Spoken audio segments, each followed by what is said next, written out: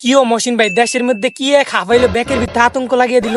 হ বেটা, কি এক আতঙ্ক হাফাইলো, এখন মানুষ ডরে ঘরেতে বাইরে না। আরে ভাই, এটা এমন এক হাফ, এক কামড়ে লাগে মানুষের মায়ের হালা। আসানি, তুই কেমনে জানোস? আরে ফেসবুক আর টিকটকে তো ঢুলেই যায় না। এই রাসেল ভাইফার নিয়ে খালি মানুষ খালি নিউজ করে, খালি রাসেল ভাইফার কামড় দিয়ে মানুষের মায়ের হালাইছে। এটার কোনো ওষুধ টষুধ বাইরেছে নি? না কামড় দিলে মানুষ মরে যায়? না ভাই, এটার ওষুধ বাইরেবো কেমনে? এটা বাইরে শুক্র শুক্র 8 দিন। রে, যদি আম করে কামড় দেয় তাহলে আমরা এখন কি করবো?